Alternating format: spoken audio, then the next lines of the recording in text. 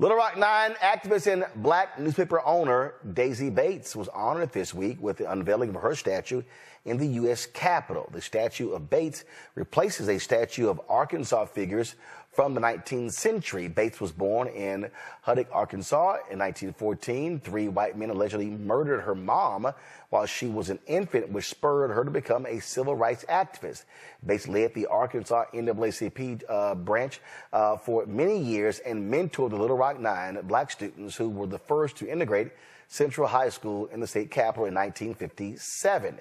Bates and her husband, L.C. Bates, founded the Arkansas Weekly newspaper. Now, what's interesting about this video here, if you look here, that she still is sandwiched between Confederates, Mississippi, Florida, of course, has made some changes. They got Mayor McLeod Bethune, of course, Arkansas sent Daisy Bates, but them good old boys in Mississippi, they still holding on to their Confederate heroes, Michael. They ain't trying to let them go. And matter of fact, today is Confederate Day in the state of South Carolina. All government offices are closed today in South Carolina. They just love them white domestic terrorists.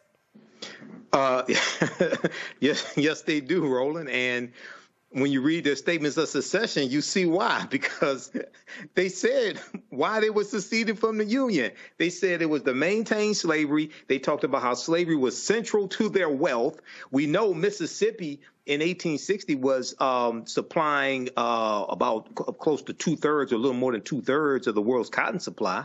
So, and that's back on the backs of slaves. So, yeah, they're not going to, I mean, they went to war to maintain what they had. And then their descendants attacked the U.S. Capitol building January 6, 2021. So absolutely. But this is a great, not to take away from the accomplishments of Daisy Bates, because she helped mentor the Little Rock 9. And they used to, if I remember correctly, in the documentary Eyes on the Prize, they interviewed her. And the Little Rock 9 went to her house every morning for breakfast, and she would help them with their homework, give them encouragement, things of this nature. So this is a big honor for Daisy Bates, but a slap in the face to put her between some Confederate traitors.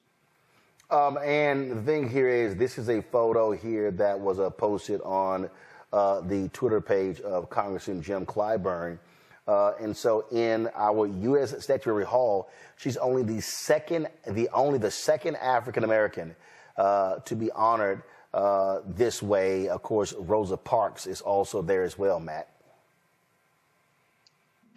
Yeah, I mean, and she is a titan. I mean, Michael's right. In fact, I read that she joined the PTA at Central High School. She didn't even have a child there. She was so holistic in her advocacy for those families, and the kids were coming to her house every day, and she was shepherding the parents through the enrollment process and making sure that they were able to fully realize the rights that they should have been able to realize. So I think she's a titan, and I think she is an exemplar, and it's a sad thing that she's in between two Confederates. And, you know, the reality is I really like that Michael spoke so plainly on this. You know, when it comes to whether we should have these statues or Confederate Day or whatever, what you always hear people try to make this about is about heritage. But the wild thing about that is the heritage of the people who were contemporaries was about slavery. That's all this was about. So there's no way to co-opt that and make it about heritage or about anything other than the continuation of slavery and the degradation of black people. And it is still that today. And no matter how much you try to co-opt that and repackage it, it cannot be repackaged. And this shows some of the schizophrenia that we have, if you will, in our common conversations these days, because Sarah Huckabee Sanders talking about Daisy Bates bringing people together despite working in the administration of the most divisive president who has preyed upon racist tropes and but also Sarah Huckabee Sanders, who's a governor of Arkansas, who was out there pushing for this anti-CRT law that was, of course, the federal courts just jacked them up. So she's full of it. and she's going to shuck and jive next February talking about Black History Month, right? I mean, that's the reality, is that we allow this back and forth and this vacillation where at the end of the day, when we're advantageous to play upon as being a part of the fold, you bring us in. And then when some yokel says that he wants, Confederates Day to be honored, then you say, oh, he's got a right to his heritage. And we both know that's BS. I mean, if you're really about America and American values, that is directly in contravention to that. But I do think that it's good that the state of Arkansas made a good decision to put such an exemplar like Daisy Bates there in the Capitol Rotunda. Well, we see exactly what this is all about. And just for the folks just to understand, slight correction. So Rosa Parks' statue does not represent Alabama. So the two are Daisy Bates representing Arkansas, Mary McLeod Bethune representing Florida. And so if you're on my iPad, what you see here, this is African-American art in the Capitol. So you see, now, there is a bronze statue of Rosa Parks in National Statutory Hall, but that is not one of the two statues for the state of Alabama. They have Helen Keller and Joseph Wheeler. So you also see there is a bust, a bronze statue of Frederick Douglass. Again, you say Rosa Parks as well, and there are busts of Dr. King and Sojourner Truth, and portraits of Blanche Kelso Bruce, Congresswoman Shirley Chisholm, Congressman John Conyers. There are two of him, Congressman Elijah Cummings, Congressman William Dawson, Congressman Ron Dellums, Congressman William H. Gregg, Congressman Augustus Hawkins, Congresswoman Ida Bernice Johnson, Congressman Perrin Mitchell, Congressman Joseph Rainey, Congressman Charlie Rango, and Congressman Edolphus Towns. And then there are paintings. As you see, there are murals. So this here is all of the art that is African-American art that is there in the U.S. Capitol. Kelly. Now, again, I think this is, and I echo the sentiments of Matt and Michael, I think this is a wonderful honor for Miss Bates. The irony is not lost on me that she's sandwiched in between two traitors. I think that is a microcosm of how Black women who do amazing things are situated in this country on a regular basis.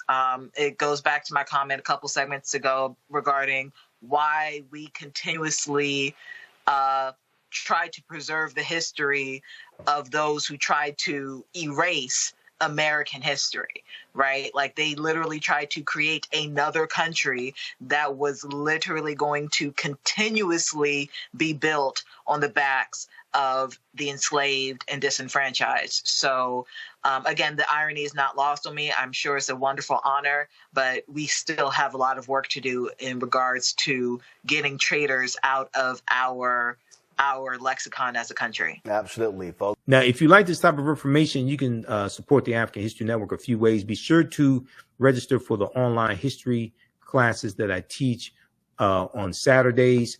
Ancient Kemet, the Moors, and the Ma'afa, Understand the Transatlantic Slave Trade, what they didn't teach you in school. Visit our website, AfricanHistoryNetwork.com, AfricanHistoryNetwork.com. We do thousands of years of history and what leads up to the transatlantic slave trade taking place. This is a 10-week class. We're doing more than 10 weeks this time around. Next classes are Saturday, May 4th, Saturday, May 11th, Saturday, May 18th, and Saturday, May 25th, 2024, 2 p.m. Eastern Standard Time. Click right here to register here for the class. The class is on sale $60, regularly $130. We do the sessions live. All the sessions are archived and recorded. You can go back and watch it any time. So a year from now, 2 years from now, you can still watch the entire course.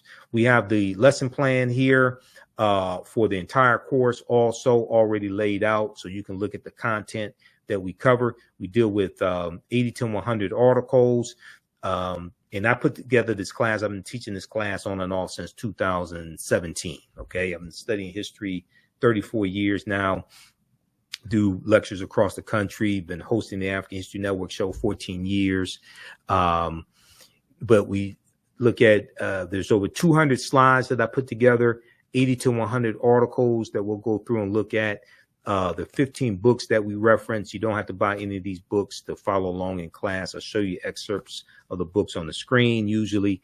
And we look at video clips of interviews I've done with historians like Professor James Small, Professor Kabahai Walter Kamene, Anthony Browder, who wrote Nine Valley Contributions to Civilization, which is one of the books we use in the class, Runoko Rashidi, who wrote Black Star, The African Presence in Early Europe, which is another book that we use in the class, okay? So you can register for this. Its content is PG-13. You can use this information with your children as well. Visit our website, AfricanHistoryNetwork.com. AfricanHistoryNetwork.com. Okay. And we'll post the link here. The link's in the thread of this broadcast. And you can support us through PayPal and Cash App, $ the AHN show through Cash App, $ the AHN show through Cash App, and through PayPal, paypal.me/the AHN show. So we have the information right here on the website as well. This is our official Cash App account, $ the AHN show, SHOW. When you go to it, it'll say Michael and show my picture there. These are fake African History Network Cash App accounts here that have been stealing money from us. There are a few other ones out there I've identified. I'm still trying to get them shut down. You can click right here on our link and it shows our QR code, okay, for Cash App. This helps us stay on the air, keep doing the research, pay some of the bills, etc. Upgrade equipment.